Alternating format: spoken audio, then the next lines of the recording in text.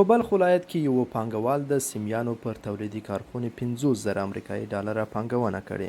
مزار شریف ښار کې د یادې کارخونې مسؤلین وایي په ورځ کې 1000 کیلو تولید لري او د هیواد بازارونو ترڅنګ یې یو شمېر بهرنیو هیوادونو ته هم خپل تولیدات صادر کړي. صادرات ما در کشورهای خارجی البته بیشتر 2000 کیلو بوده تا فعلا در 2 ماه گذشته. البته هزینه فابریک ما بیشتر از 50,000 دلار آمریکایی می باشد که در اینجا ما سرمایه گذاری کردیم.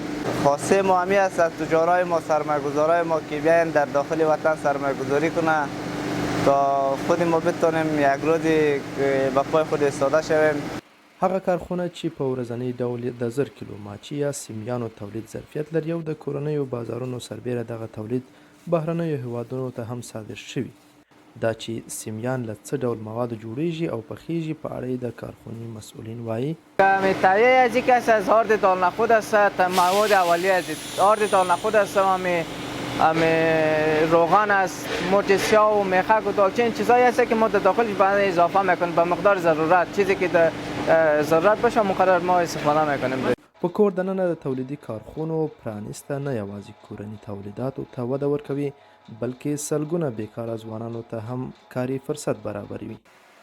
یو شمېر بلخي ځوانان خوښ دي چې هیواد کې په کار بوخت دي، خو دوی له سوداګرو غواړي چې هیواد کې دي ورته پانګونه وکړي. از کار خودم شکر راضی هستم. فعلا همینجا کار میکنم، کلانم هم همینجا شده، دمی کارخانه تمام چیزیم دیگه. ما از کار بسیار راضی هستم تا اندازه آخره. دیگه از همشهریای ما همی است که بیاین تجارای ما دمینجا یک سرمایه گذاری کنه، یک 4 تا غریب و بیچاره همینجا کار کنه، دیگه کنه دمینجا یک کاروبارشان خوب شوه، برشان کاروبار منظم شوه.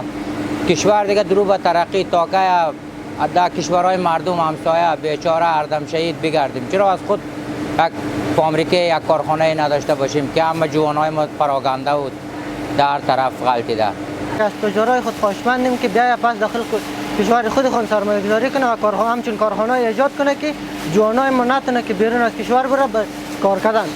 ما خوش هستیم که در اینجا کار میکنیم. له دې ټولو سره غوښتنې دا دی چې د دغه ډول کارخونو ملاتړ وشي، هم به د کورني تولیداتو وده وکړي او هم به په کور دننه سلګونه ځوانان په کار او له بهرنیو هیوادونو راوګرځول شي.